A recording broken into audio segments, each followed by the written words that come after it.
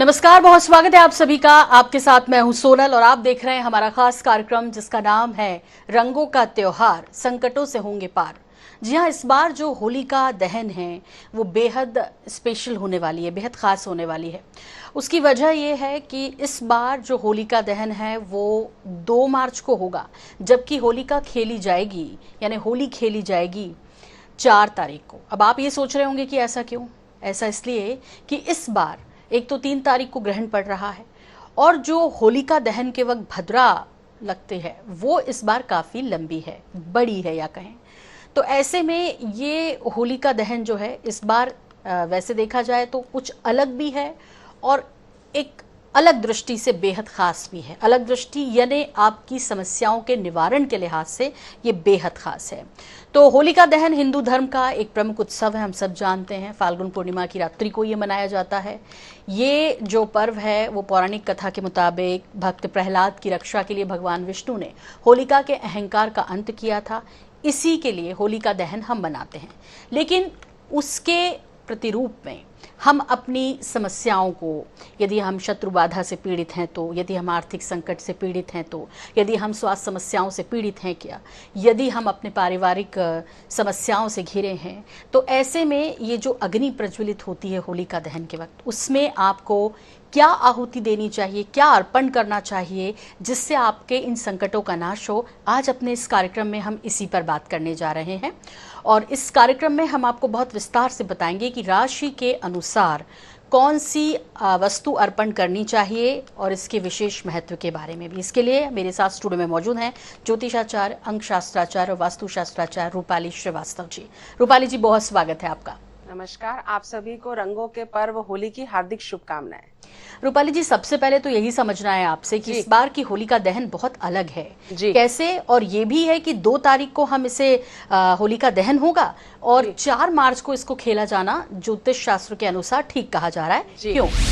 देखिए, मैं आप सभी को आपका जो कंफ्यूजन है ये दूर कर देती हूँ कि 2 मार्च को हमें होली क्यों जलानी है। क्योंकि इस दिन भद्रा लग रहा है, जो कि सुबह 5:02 से दूसरे दिन 5:32 तक के रहेगा और आपको रात को 1:26 से 2:38 तक 2 तारीख को 2 और 3 के बीच की जो रात है उसी समय आपको होलिका दहन करना है। क्योंकि इस समय जो भद्रा है वो पूछ पर रहेगा और भद्रा का प्रभाव खत्म हो जाएगा। तो इसी समय पर आप होलिका दहन कर सकते हैं। और 3 तारीख को सुबह सूतक काल लग जाएगा 9:07 से, जो कि ग्रहण 6:07 से शुरू होगा और 6:47 तक के रहेगा। टोटल जो पूर्ण ग्रहण है, चंद्र ग्रहण, वो 40 मिनट का रहने वाला है। तो इस समय भी हम होलिका दहन नहीं कर सकते और कोई भी शुभ कार्य ग्रहण काल में या भद्रा काल में नहीं किया जा सकता। क्योंकि हम 2 तारीख को भद्रा पूछ पर आ रही है, इसलिए उस समय हम ये कर सकते हैं। और हर साल पूर्णिमा के दिन ही होलिका दहन किया जाता है और प्रतिपदा के दिन हम रंग खेलते हैं। हम सभी जानते हैं कि होली रंगों का पर्व होता है, भक्त प्रहलाद की भक्ति का पर्व होता है। साथ ही साथ कृष्ण जी इस दिन राधा और गोपियों के साथ रंग खेलते हैं और यह एक ऐसा व्रत होता है, त्योहार होता है, व्रत करते हैं लोग पूर्णिमा के दिन, जिसमें कि सारी निगेटिविटी हट जाती है, भेदभाव खत्म हो जाता है, बसंत ऋतु का आगमन होता है। तो हाँ, होली का महत्व हमारे जीवन में अत्यधिक पड़ता है। तो बिल्कुल भी अपने दिमाग में आप कंफ्यूजन ना रखें। होलिका दहन आपको रात्रि 1:56 से 2:38 तक 2 और 3 तारीख के मध्य की जो रात्रि है उसमें करना है और 4 तारीख को आपको रंग खेलना है। जी बिल्कुल। रूपाली जी, इस बार चूंकि गैप होगा 1 दिन का, इससे पहले कभी हुआ है ऐसा या ऐसा पहली बार हो रहा है? और फिर होली जिस दिन खेली जानी है 4 मार्च को, उसका भी कोई समय है क्या कि उसको तब तक ही खेलें, ऐसा कुछ भी है क्या? देखिए, जब भी कोई भद्रा लगता है या ग्रहण काल आता है तो जो वायुमंडल शक्तियां होती है वो काफी नकारात्मक हो जाती हैं। तो हम कोई भी शुभ कार्य नहीं करते। ये विधि का विधान है या हमारी पौराणिक चीजें हैं कि हम हमेशा पूर्णिमा के दिन होलिका दहन होता है और प्रतिपदा के दिन हम होली खेलते हैं। तो ये कई वर्षों के बाद ऐसा हो रहा है कि 1 दिन के गैप में हम होली खेलेंगे, क्योंकि ग्रहण काल में कोई भी शुभ कार्य नहीं किया जाता और होली रंगों का त्योहार है, काफी सकारात्मक त्योहार है। और जो भी मतलब हमारी जो समस्याएं रहती हैं उसको निवारण का होलिका दहन के दिन हम कर सकते हैं। तो कोई भी हिंदू रीति में कोई भी जो उपाय होते हैं वो हमेशा वायुमंडल की सकारात्मकता को बढ़ाते हैं, और जब अगर उसकी स्थिति हमारे पक्ष में होती है तभी हमें उसका सकारात्मक परिणाम प्राप्त होता है। क्योंकि भद्राकाल है, इसी के कारण हम होली जलाने का बहुत ही हमारे पास लिमिटेड समय है, 1:56 से 2:38 के बीच में, 2 और 3 की रात्रि में, और साथ ही साथ क्योंकि ग्रहण के 9 घंटे पहले सूतक काल लग जाता है, इसके कारण हम होली जलाने के दूसरे दिन यानी 3 तारीख को होली नहीं खेल सकते।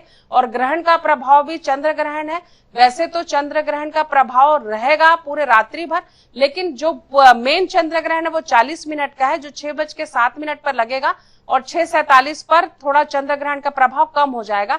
लेकिन क्योंकि चंद्र ग्रहण है तो इसका प्रभाव पूरी रात्रि रहेगा, और ग्रहण के प्रभाव में आने के कारण हम 3 तारीख को होली नहीं खेल पाएंगे। इसलिए आप रंगों का पर्व होली 4 तारीख को ही मनाएं। रूपाली जी, एक और बात, ये जो ग्रहण है, कह रहे हैं एक ही महीने में 2 ग्रहण, एक तो सूर्य ग्रहण जी और चंद्र ग्रहण अब पड़ेगा, तो ऐसे में ये किस तरह की स्थिति है? और इस क्योंकि कई बार जो ग्रहण भारत में नहीं दिखता है उसे लेकर भी लोग कहते हैं हमारे यहाँ तो दिख नहीं रहा, थोड़ा ग्रहण पर भी मैं चाहूंगी कि आप दृष्टि डाल दें। देखिए, जो सूर्य ग्रहण और चंद्र ग्रहण होता है वो 17 तारीख को सूर्य ग्रहण था और 3 तारीख को चंद्र ग्रहण होने वाला। एक ही महीने के अंदर में सूर्य और चंद्रमा की स्थिति में इतना परिवर्तन होना, ये बहुत ही बड़ी खगोलीय घटना होती है। इसमें काफी वायुमंडल में नकारात्मकता बढ़ जाती है, क्योंकि ग्रहण का प्रभाव जीवन में कई सारे नक्षत्रों को, ग्रहों को प्रभावित करता है। तो आप कोई भी व्यक्ति अगर इस प्रभाव को समझना चाहे तो 17 तारीख से 3 तारीख तक की स्थिति को वो देख ले। इस समय काफी कार्यों में रुकावट आती है, शुभ काम होते होते बन जाते हैं। तो ये जो ग्रहण का प्रभाव रहता है, चाहे आपके शहर में, आपके राज्य में पड़े या ना पड़े, लेकिन सूर्य और चंद्रमा तो पूरे विश्व के लिए एक है। तो अगर उनके जीवन में इतना परिवर्तन होता है, खगोलीय परिवर्तन होता है, तो उसका प्रभाव हम सब पर पड़ना तो निश्चित ही है।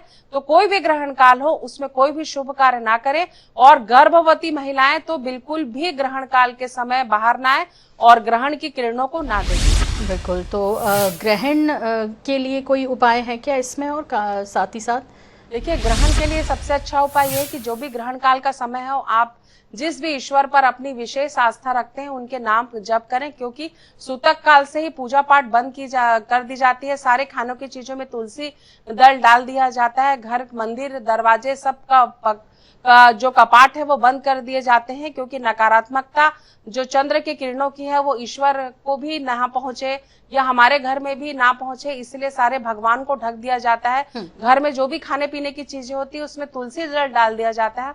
और जो गर्भवती महिलाएं हैं वो किसी प्रकार के भी चाकू, छुरी या किसी भी प्रकार की चीजों को काटने का काम ना करें। हम कई बार सब्जी काट लेते हैं, फल काट लेते हैं, तो ऐसा ना करें आप। और सूर्य के प्रभाव, चंद्र के प्रभाव से जब भी ग्रहण काल हो आप दूर रहे। इसका प्रभाव आपके नवजात शिशु पर बहुत ही नकारात्मक हो सकता है। पूरे साल भर को लेकर ये होलिका दहन किस तरह आपके लिए महत्वपूर्ण हो सकता है, इसको समझते हैं।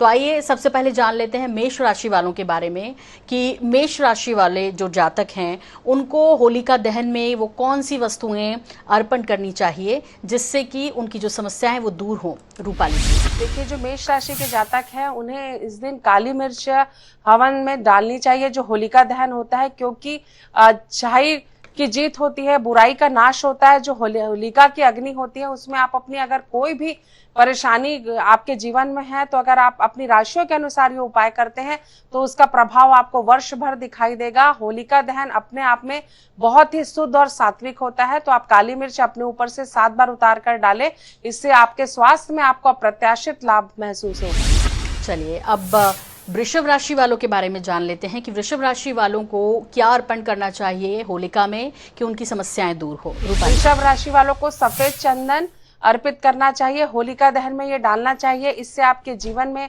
आपका मानसिक कष्ट खत्म होगा, चिंताएं दूर होंगे और आपके जीवन में सुख, समृद्धि और सौभाग्य बढ़ेगा। इसके अलावा अगली राशि जो है मिथुन राशि, इसके बारे में बताएंगे कि इन लोगों को क्या करना चाहिए जिससे कि इनको राहत मिले उनकी समस्याओं में। देखिए, मिथुन राशि के जो जातक है वो सफेद चीजें डाल सकते हैं, होलिका दहन में इलायची की आहुति दे सकते हैं, उससे उनके कैरियर में उनको काफी पॉजिटिव परिणाम प्राप्त होगा। आइए अब जानते हैं कर्क राशि वालों के लिए इस बार होलिका दहन पर क्या सलाह दे रही हैं रूपाली जी। देखिए, कर्क राशि वाले जातकों का स्वास्थ्य इस समय 19-20 चल रहा है, क्योंकि वायुमंडल में पहली बार ऐसा बहुत दिनों के बाद हुआ है कि सूर्य ग्रहण और चंद्र ग्रहण एक ही माह में आया है। तो आपको सौंफ अर्पित करनी चाहिए होलिका दहन में। इससे आपके जीवन की कई सारी समस्याओं का समाधान आपको प्राप्त होगा। बिल्कुल। तो कर्क राशि के बाद अब इंतजार खत्म करते हैं सिंह राशि वालों का कि सिंह राशि वालों के लिए क्या सलाह दे रही हैं रूपाली श्रीवास्तव। सिंह राशि वालों को जौ डालना चाहिए होलिका दहन में। इससे आपके जीवन से जुड़ी कई समस्याओं का समाधान आपको प्राप्त होगा। बिल्कुल। और साथ ही साथ कन्या राशि वालों को क्या करना चाहिए इस होलिका में अर्पण, रूपाली जी? कन्या राशि वाले जातक मूंग डाल सकते हैं, खड़ी वाली नमक जरूर डालें। इससे आपके जीवन में जो भी बाधाएं आ रही होंगी उससे आपको काफी परेशानियों से आपके संकट आपको खत्म हो जाएंगे जीवन से। आइए अब जानते हैं कन्या राशि वालों के बारे में कि कन्या राशि वालों को क्या अर्पण करना चाहिए इस बार होलिका दहन में। देखिए, जो कन्या राशि वाले जातक हैं वो क्या बहुत ही कैरियर कॉन्शियस होते हैं और अगर इनके जीवन में किसी भी प्रकार की समस्या चल रही है तो आप खड़ा मूंग डाल सकते हैं। जायफल आप इस दिन होलिका दहन में जरूर प्रज्वलित करें। इससे आपके जो बंद भाग्य के दरवाजे हैं वो खुलेंगे, आपके जीवन में सुख समृद्धि और सौभाग्य बढ़ेगा और आपकी जो भी जीवन में परेशानी चल रही होगी उसका आपको काफी समाधान होता हुआ नजर आएगा। क्योंकि कहीं ना कहीं कन्या राशि जो होती है बहुत ही सौम्य राशि होती है और अपने कैरियर को लेकर बहुत ही ज्यादा पॉजिटिव विचार रखती है।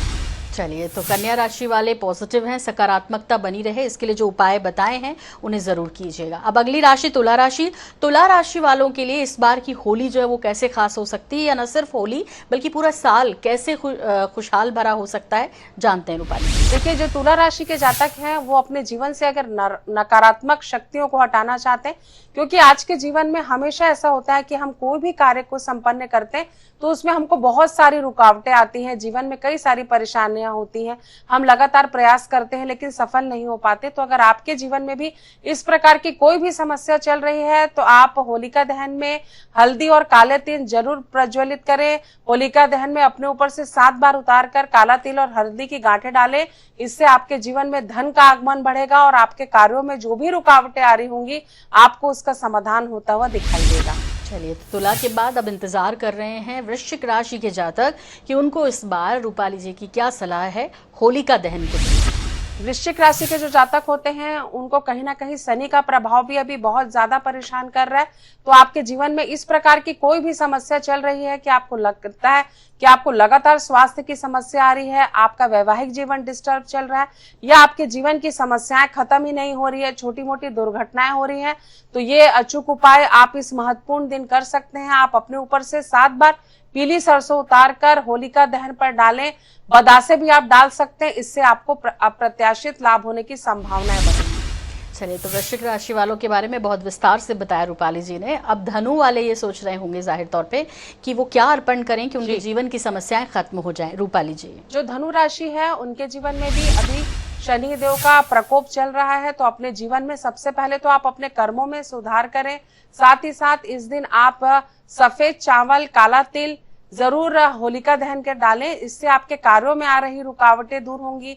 अगर आपके जीवन में किसी प्रकार का कोर्ट कचहरी मुकदमा या कोई भी आर्थिक संकट आपके जीवन में अगर चल रहा होगा तो इससे आपको निजात पाने के रास्ते खुलेंगे। साथ ही साथ सबसे बड़ी जो समस्या आपके जीवन में दूर हो सकती है वह है आपके स्वास्थ्य की। तो आपको विशेष रूप से अपने स्वास्थ्य का ध्यान रखना है जिससे कि आपके जीवन में सुख समृद्धि और सौभाग्य बढ़े। और यदि स्वास्थ्य आपका अच्छा रहेगा तो आप अपने पूरे परिवार का ध्यान रख पाएंगे, अपना काम बेहतर तरीके से कर पाएंगे। तो इस बार अपने स्वास्थ्य पर विशेष ध्यान दें।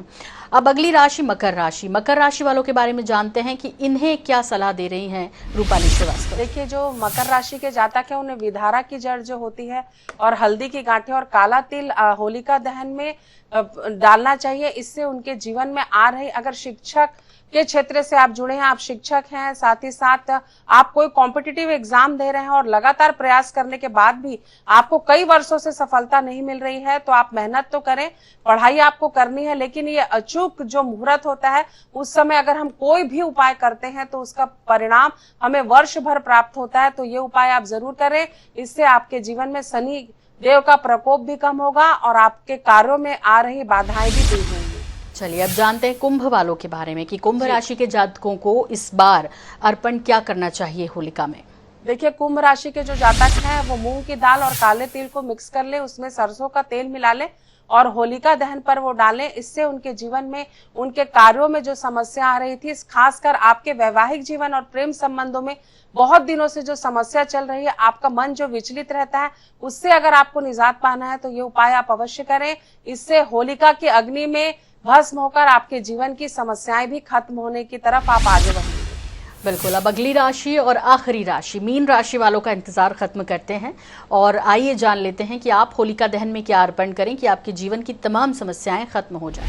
देखिए, जो मीन राशि वाले जातक होते हैं वो बहुत ही सकारात्मक सोच के रहते हैं, बहुत पॉजिटिव रहते हैं, किसी का बुरा नहीं सोचते हैं। तो आपको नमक और जीरे को मिक्स कर कर होलिका दहन पर अग्नि में डालना है। इससे आपके जीवन की नकारात्मकता तो खत्म होगी, साथ ही साथ आपको धन के आगमन के भी आपके बहुत सारे जो रास्ते हैं वो खुल जाएंगे। बिल्कुल।